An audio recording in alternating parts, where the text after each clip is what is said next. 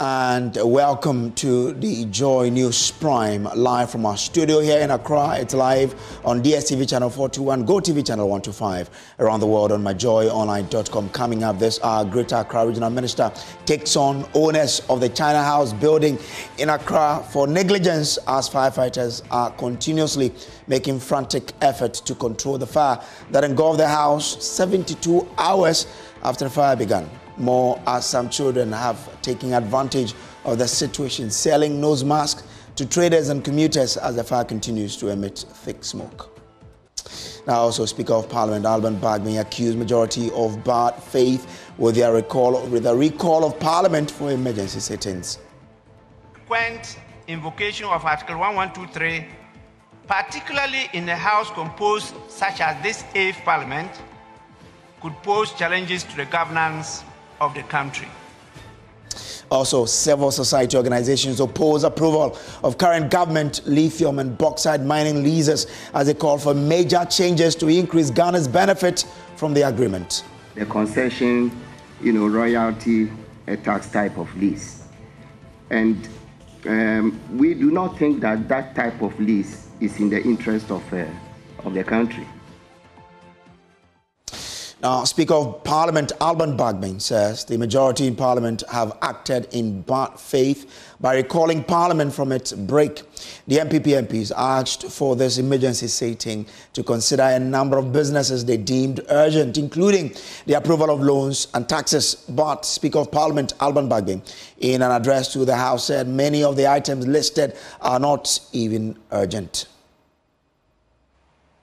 A frequent invocation of Article 1123, particularly in a House composed such as this 8th Parliament, could pose challenges to the governance of the country. The good intentions of the drafters of the Constitution could be turned into a horror movie.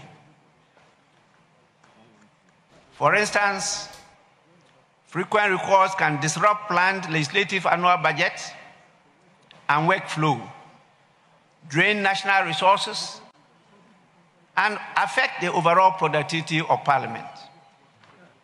Honourable members, I invite members to, at the appropriate time, deliberate on this matter to establish when it is appropriate to resort to the use of Article 1123.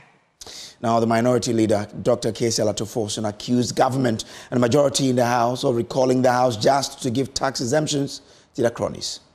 There's a committee of the Lands and Natural Resources meeting underway to consider... Mr. Speaker, this recall comes barely 95 days to the 2024 presidential and parliamentary elections. This recall has indeed been triggered by the MPP majority and is to enable them fast-track and railroad tax giveaways to their crony businesses. Right Honourable Speaker, let me state without any equivocation that the NDC minority has not changed our position on these tax exemptions. We have always maintained that these tax exemptions are not in the best interest of the ordinary Ghanaian. Our position has always been, and still remains, that they should convert these tax exemptions into tax credit and otherwise maybe linked these tax exemptions into equity shares as stipulated in the Tax Exemptions Act. We will not support a giveaway of $350 million to crony businesses in a very opaque and untransparent manner. Right Honourable Speaker, giving away tax exemptions in excess of $350 million is not an urgent issue that should warrant a recall. Ghana's economy is bleeding. Cost of living continues to be high, and the Ghanaian can simply not make ends meet. Majority Leader Alexander Afenyo-Markin has been responding to these claims. Now, when a company is giving tax break, when a company is giving tax exemption, what that company does is that to use the space to expand and to employ more. What I think my colleagues in opposition, led by the minority leader, should focus on is how to put in monitoring mechanisms to avoid abuses of such grants when companies benefit from. I am with them in full when the decision is taken and they say that let us put in the monitoring blocks. That I support, so that people do not abuse tax exemptions when granted. But to say that tax exemptions are being given to chronic companies and businesses, Mr. Speaker, to say the least, is not backed by any fact. Now, Joy News investigations have uncovered yet another invasion of one of Ghana's protected forest reserves in the Asankragua and Awin municipalities of the Western region, destroying over 10 football fields of the biodiversity area. Our initial investigations revealed Chinese nationals and their influential Ghanaian collaborators managed to mine for days into protected compartment of the Tano Nyua Forest Reserve before the Forestry Commission stopped them. Now, no arrests have been made and the illegal miners have been made to get their equipment out of the forest. Erasmus Asaridonko has been on the ground in our report. The Tano Nyua Forest Reserve in the Awin municipality covers part of the watershed of the Tano River. It was gazetted as a forest reserve in 1955. Experts say it meets one or more previously established criteria for identified sites of biodiversity importance. In December 2023, we reported an invasion of compartments 74 and 75 of the reserve by Chinese miners led by an NPP executive in the Awin municipality. A few days ago, another batch of Chinese miners and some influential Ghanaian collaborators have entered and destroyed compartments 17 and 20 of the protected reserve. In the beginning of August, we saw some Chinese people working outside the forest reserve. They crossed the Tano River into the forest to do illegal mining. The forestry people, after 2 weeks, the forestry people came to drive them away. But they left their machines on the road. Until we came here, we realized they have moved all their excavators away, leaving the washing plants and their generators inside the reserve. Once again, the degradation and destruction of another pristine protected forest has begun right here. This is the Tano Nyua Forest Reserve. And as you can see, some illegal miners have entered and started its destruction for gold.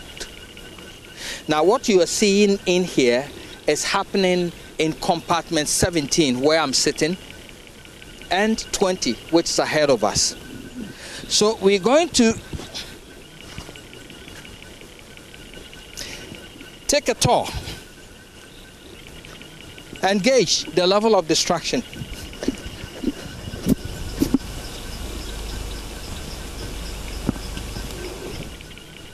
We were told by our sources at the Minerals Commission that Clean Jobs Ghana Limited legally owns a mining right to portions of the forest, but they are yet to start mining.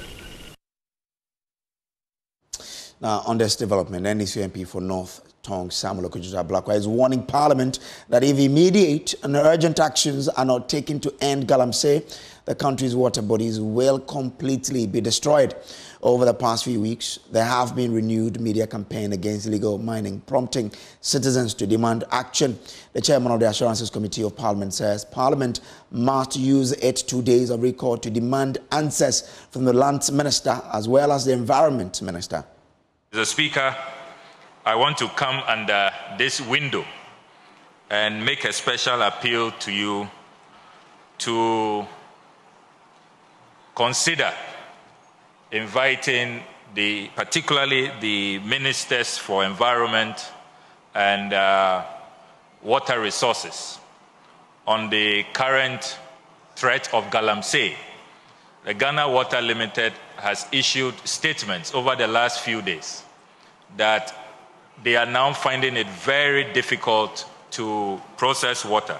Indeed, in the central region, Mr. Speaker, they report that the Pra River is totally polluted, and the turbidity levels have gone beyond 14,000 NTU, which is far, far higher than the acceptable levels of about 2,000 NTU.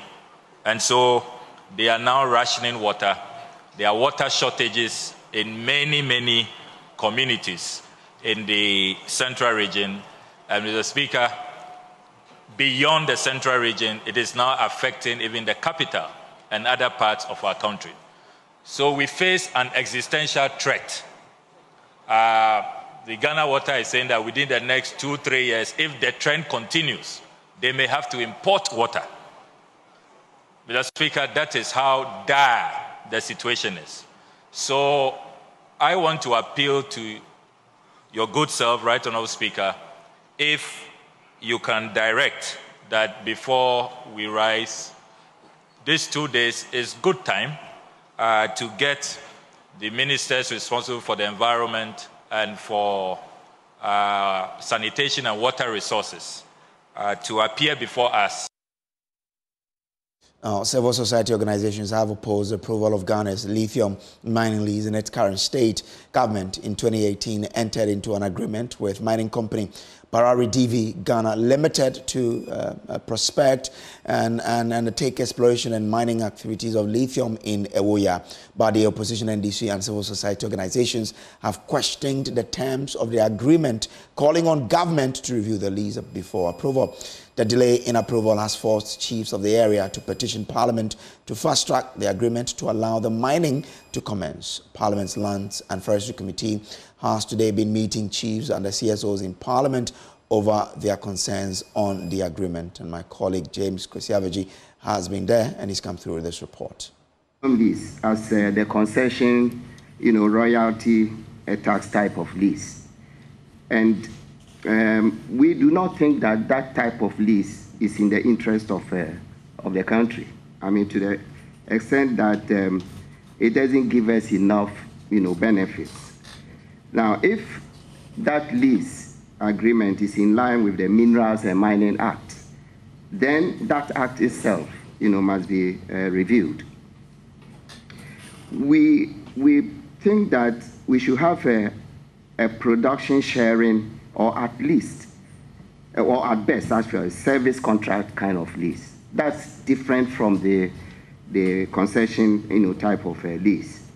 And we propose that, we should form a Ghana lithium company with the mandate to develop the entire value chain from the raw lithium, to batteries and other products.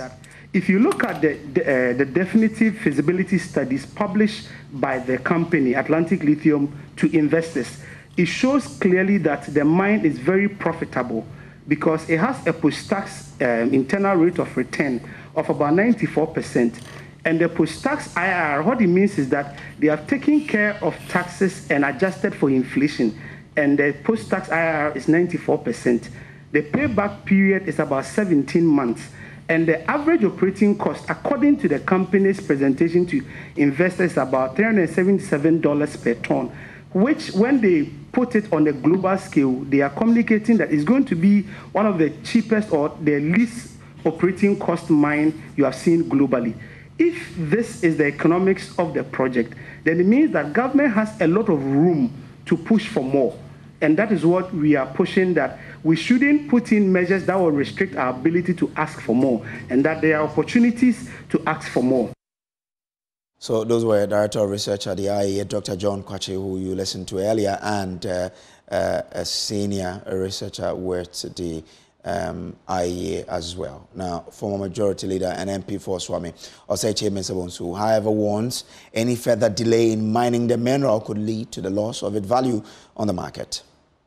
The mineral that we are dealing with, in particular lithium, is part of this whole aggregate that falls in the basket of a very fast evolving technology. We must be clear in our minds that if we don't take action, we may experience stranded assets in not too distant the future. as far as lithium is concerned, we should not think that it's an eternal resource. What is happening now, pretty soon, if we are not careful, it may fall into the category of stranded assets. That is not to say that we should not approach it with some degree of caution. And I think that the issue that I'm gathering from what contributions that have come from think tanks is that we should be cautious and be able to extract optimum benefits for the country. Now, the chiefs of the area are also calling for an expedited action on the approval to bring development to the people. Mr. Chair, honorable members, Madaroma, mumeni new speaker nim, na monhe, na bauxite lease no, mumpasse my na project in intimidation. Total of about 500 structures, which are supposed to be completed, are halted as a result of the proposed mining. About 1,200 farmers are being deprived from farming on their land to make ends meet. Mr. Chairman, about 2,000 hectares of land has been seized, just to add to what my senior brother, Osadifo Amanfredu, said. Hence our reason of petitioning the Parliament. Thank you. Still in Parliament, the minority in the House have boycotted the stakeholders' engagement on the lithium mining agreement. The Land and Natural Resources Minister laid the agreement with Barari DV on the floor in July, and same was referred to the Land and Natural Resources Committee for consideration.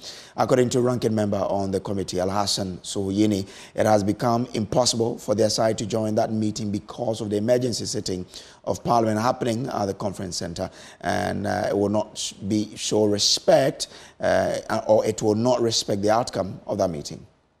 Is a committee of the Lands and Natural Resources meeting underway to consider memos that were requested from stakeholders regarding a call on Parliament to ratify 2 leases, one a bauxite mining lease and the other a lithium mining lease.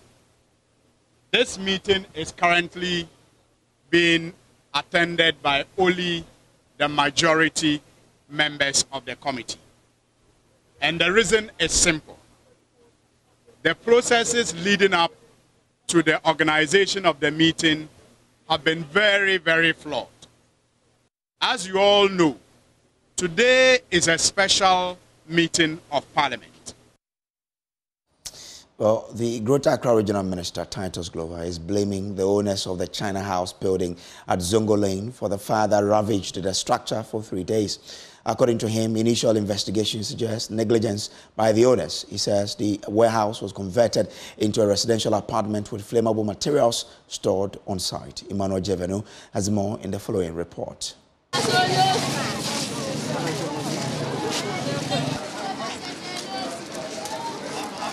These children are taking advantage of the situation, selling face masks to traders and commuters as the fire continues to emit thick smoke.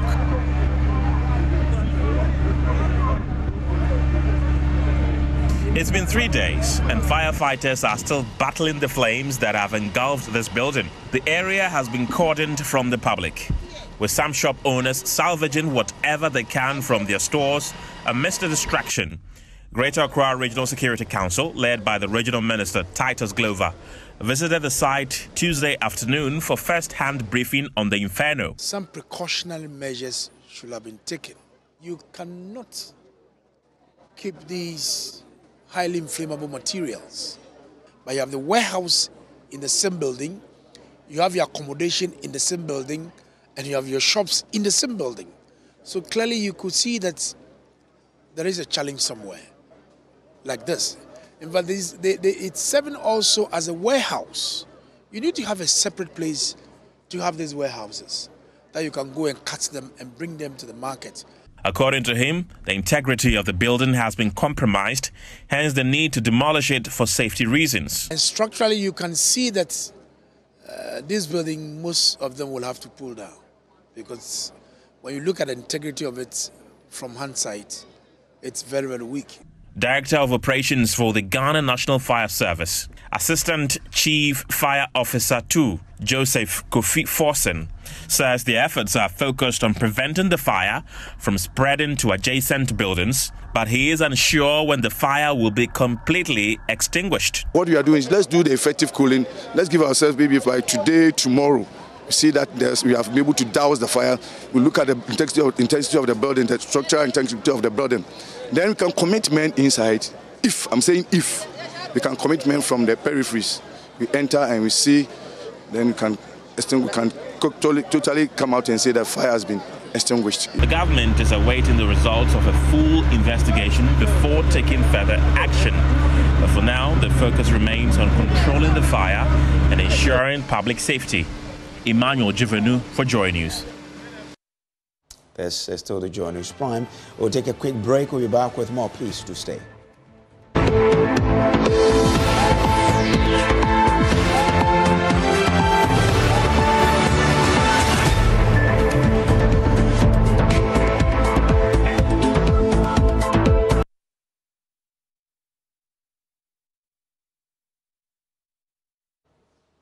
Welcome back from the break now. Enoch Saki, the father of Edward Saki, a final year student of O'Reilly Senior High School who was fatally stabbed during an altercation on campus, has vowed to sue the school.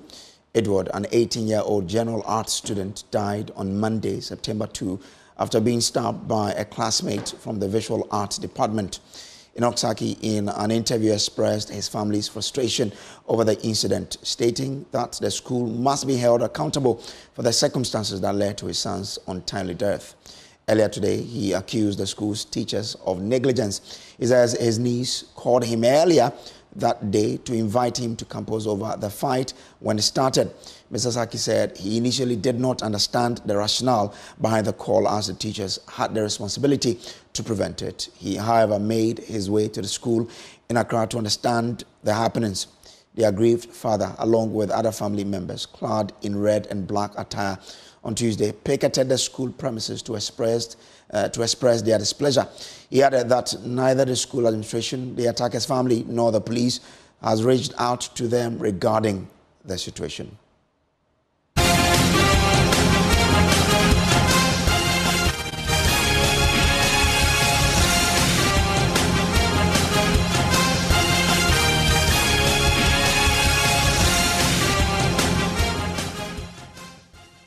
The election headquarters is brought to you by Petrosol Platinum Energy, energizing dreams. The Chartered Institute of Management Accountant and the American Institute of Certified Public Accountant, together as the Association of International Certified Professional Accountant. Also by the Chopbox Technologies, a convenient service, and Youth Bridge Foundation, bridging the gap for positive youth development. Now, the minority in Parliament are alleging that the voters' register has been tampered with. The NDC has been up in arms against the EC following the recent voters' exhibition alleging illegal transfer of votes. The EC has admitted there have been challenges, but insists the register is robust. Speaking in Parliament, Minority Leader Dr. Casey Alatoforsen reiterated the demand of the NDC for a forensic audit of the register. Right Honourable Speaker, again, the Electoral Commission has admitted that the voter register is riddled with irregularities and flaws. I dare say, Mr. Speaker, the scale of these irregularities is such that someone may have tampered with the voter register database. Mr. Speaker, I'm sorry to say that we cannot vouch for the integrity of the voter register as it stands at the moment. The details of these irregularities are so fatal and cannot be accepted. We therefore demand a forensic audit into the voter register database. Majority Leader Alexander Afeomakin has been hitting back, insisting the NDC is seeking to bastardize independent state institutions. Afeomakin says the claim that the register has been tampered with is unfounded. We urge upon us not to condemn state institutions that are given constitutional mandates, including the Electoral Commission. I would want to plead with my respected colleagues to say that the Electoral Commission's register for the 2024 election is not credible, it's very rich. Where we identify challenges, let's take these challenges on board. Let's not attack the Electoral Commission and erode the confidence that people have in the Electoral Commission and our democracy. We can do all the criticism, but we should ensure that we hold in fidelity the institutions of state that they have the responsibility to shepherd this democracy through difficult times. Now, away from that, the NPP flag bearer, Dr. Mahamudu Bawumia, has pledged to resource the police service to fight crime in Ghana.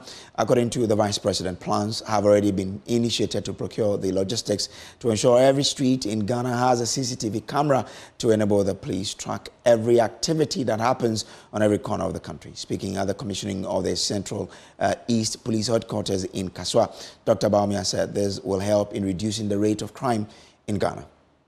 What I would like to see going down next year is to begin to support the police with CCTV cameras and across every street in every region and every district, so that we can see when we sit down every movement in every street, in every region, in every district capital in this country.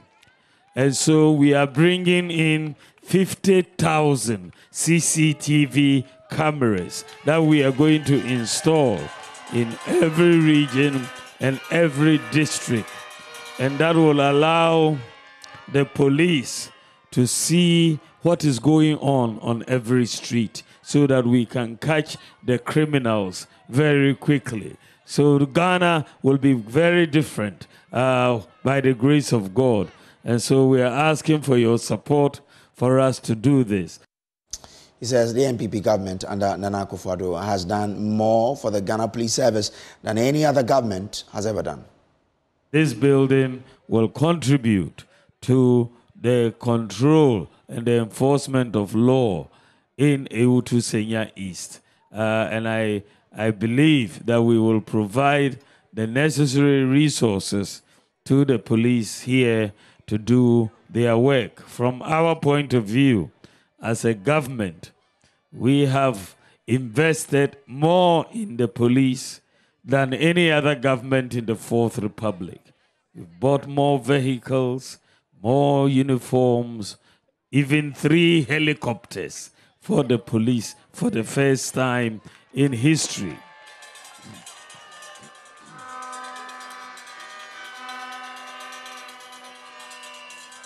We've increased the size of the police force by about 40%, and we want to do more. To the camp of the NDC flag bearer, John Mahama has warned the government against distributing the support for farmers affected by the dry spell solely to its party sympathizers. Speaking during his tour of the Bono region, he vowed to ensure that the government does not repeat the mistakes made during the COVID-19 pandemic, where, according to him, funds were politicized and distributed to party supporters.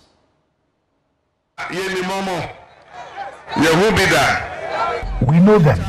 We have seen it before. During the COVID period, when they were given money to share fairly, they gave it to their party chairmen and women organizers. As for this one, we are vigilant. The support they say they will give to farmers will not sit down and watch them distribute it to their party supporters or executives. The traditional authorities must be involved to help with the distribution.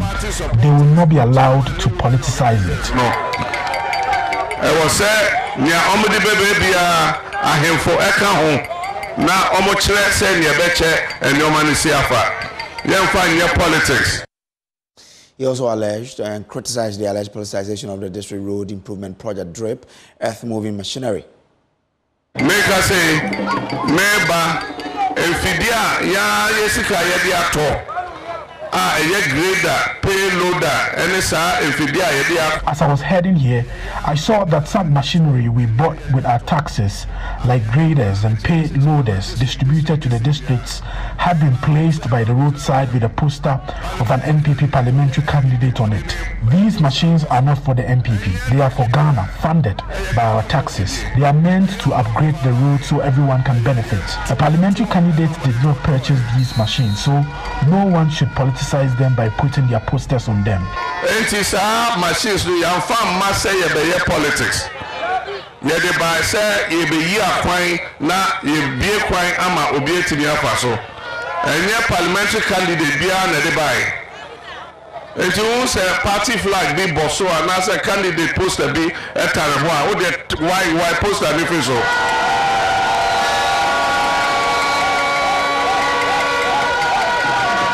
If you see any candidate's poster on such machinery, please remove it. Additionally, I understand that the payment for these machines are not yet complete, so a future NDC government will have to cover the cost. Therefore, no one should use these machines for political purposes. Now, as part of efforts to reduce unemployment, Ghanaian electric mobility company Wahoo has begun an initiative aimed at creating 1,000 jobs within just 100 days. The ambitious effort will see 1,000 electric bikes handed over to individuals in the delivery sector with payments spread across a period of 2 years. The company hopes the initiative will also help drive Ghana's transition effort to sustainable mobility. Kenneth Jesse has more in the following report. The initiative, dubbed Charged with Jobs campaign, does not only seek to address the immediate need for jobs, but it is also to promote sustainable transportation solutions in Ghana by targeting the delivery service industry, which has seen significant growth due to the rise of e-commerce and on-demand services. Wahoo is hoping to create opportunities for individuals to earn a stable income while also contributing to a greener environment. People who do delivery on petrol motorbikes give around 80% of their income away on just buying the petrol. So it's not a sustainable way to do business. And what you find is a lot of young people are entering the logistics and courier space to do delivery, but they can't earn a living from it. Our Wahoo e-bike is a hybrid between a motorcycle and a bicycle, which allows delivery riders to do the same number of deliveries as you would on your motorbike in a day, but not spend money on petrol. We're looking to onboard 1,000 delivery riders in the next 100 days across the whole of Ghana. Some of the beneficiaries that have already signed onto the program spoke to the news team. It helps in the sense of cutting off costs when it comes to delivery and all of that, and it was very helpful. I mean, I had people that spoke me almost out of it and said, wow, this is quite expensive, this is that. But the fascinating part about it is you beginning this without having to put any amount down as a down payment, you know, and at the end of the day, I fulfilled it, and I'm actually signing up for a second one, you know, because it's also an investment for me. On the payment plan, they give us two subscriptions, which is 300 for 2 years and 400 for 1.5 years. What does that mean? That means you'll be every week you'll be paying 300 every week 300 for 2 years, and if you pay 400 a week, that's 1 year and 6 months. So it will make you finish faster. The program is expected to enhance the efficiency of delivery services across the country, reduce the carbon footprint associated with traditional delivery methods, and provide a reliable means of transportation for many who may not have had access to it otherwise. Now, away from that, about 600 people from the Chakale enclave in the Wa East District of the Upper West region are benefiting from a 3-year project supported by the UK aid with funding from the Illegal Wildlife Fund. Coordinator of the project and senior lecturer at the CK Tadam University of Technology and Applied Science, Dr. Asa Mohammed, says the project is aimed at giving the people alternative livelihoods for them to stop destroying the biodiversity and conservation effort of the Mole National Park. Joy News' Upper West Regional correspondent Rafiq Salam report from Jairi. The 3-year project, codenamed Living with Wildlife, Improving Livelihoods in the Mole Ecological Landscape, is being supported by UK aid with funding from the Illegal Wildlife Trade Fund. It has 3 consortiums made up of the CK Tedem University of Technology and Applied Science, Forestry Commission, and the Nature Development Fund, who are leading the charge. Project coordinator and senior lecturer at the CK Tedem University, Dr. Hassan Mohammed, fed through light on the project. One, for the purpose of them getting alternative livelihood, so they will stop destroying the biodiversity and conservation efforts of the Mole National Park. As we all know, the Mole National Park is our national asset that brings a lot of revenue through tourism. So the purpose of this project is to enhance the capacity of these communities through alternative livelihoods. And one of the livelihoods we are enhancing now is the beekeeping, and then rabbit and grass cutter keeping. These are alternative incomes that these people are benefiting. Apart from this, we are also giving them agroforestry. We are giving them village savings and loans capacity so they can save their own incomes. The beneficiary communities have been divided into what they term as Community Resource Management Areas, CREMA. The CREMA has onerous responsibility of working to protect and also report persons involved in illegal activities at the Mole National Park. Currently, we are in a CREMA called the Chakale Sumalo CREMA. The executives are here, and all these people, including the community people, are expected to collectively develop strategies, their own local level strategies, to conserve and protect the park. Some of the people from the Chakale Sumalo CREMA were given beehives for the production of honey and cages for the rearing of rabbits. There are 3 times that your children comes to you for school fees or asking you to buy a pen or pencil. If we are successful through the production of honey, it will help us a lot in taking care of our families. Due to the hardship we are experiencing, the rearing of these rabbits will help us to pay school fees for our children. It will help also cater for the feeding needs of our guests. Reporting for Joy News, Rafik Salam, Jairi.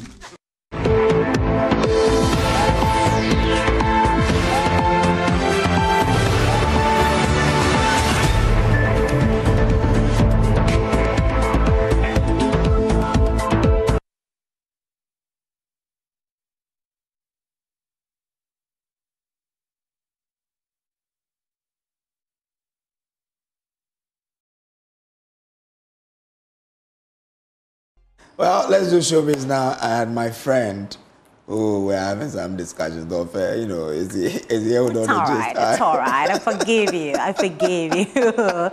Let's talk about politics. So the first story about Nicholas Omanie Champon, you know that he is a gospel musician and he has endorsed the MPP. This won't be the first time he's endorsing the MPP. He has always been with the MPP. So this is one of the reasons why I think that most celebrities or most public figures don't denounce where they are when it comes to political parties. So Nicholas Omanie Champon, so he has registered his displeasure about how some people are raining insult on him for rooting for the New Patriotic Party's Dr. Maundu Bawumia ahead of the December polls. So speaking on Joy FM over the weekend, he told Kwame Dazi that a lot of NDC sympathizers verbally assault him because of his choice of presidential candidate. Yeah, I am facing a lot of challenges in the form of insult because, you know, in this country, if you want to involve yourself in politics, one thing that you should be aware of before you enter is insult. They will insult you here and there because you are not part of them. So NDC people, almost everybody is insulting me for supporting Dr. Mahmoud Bawumia, as if Bawumia is not a Ghanaian. But I have my very good reason for supporting him because I know for sure if we don't take care and we sit down and relax, that we are celebrities, we are stars, and we need to protect our brand and sit down quietly.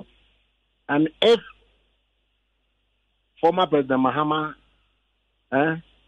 should be voted into power again in this country, the first thing he is going to do is to cancel the free SHS policy. I know for sure he will do that. And that is why we are not keeping quiet. We should do our possible best to make sure the poor Ghanaian child is going to secondary school. Okay. I don't even want us to get into that because we know for sure John Mahama has said he's not going to cancel the free senior high school. But my brother, what did he say in 2000? Nicholas Omane Champon right there. Let's talk about you should look forward to it. Brace. I mean, I can't wait for it. I want to see it. Yeah. From the way you did the introduction to the videos I've seen, I mean, I'd love to watch it. Nadia is special. She's not always in the media, but I hope you're in the media this time around. Just give me a call. Yeah. No, I'll call you. Don't worry. There's a song I fell in love with because of her. I'll tell you what. Okay, so thanks for being a part of us, but I'll let the lady do the rest. I really don't understand what you mean, but a song. You fell in love with a song because of Nadia Barry. Yes. She did a reel with it. And that's how I got to know the song and I searched for it. What's the name of the song so that we can just... I'll tell you later. Well, thank you so much for joining us whilst we wait for Brace to tell us about that particular song. Please brush your teeth this evening with Pepsodent. Next morning, please. Tomorrow is Wednesday. Yeah, we'll bring you something on Spotlight. But also remember to brush your teeth with Pepsodent tomorrow morning whilst you wait for us to come back tomorrow for another special edition of Joy News Prime. Because with Pepsodent, every smile matters. Well, Kaya's Kojo Baka is up next with Prime Business. Thank you. Bye.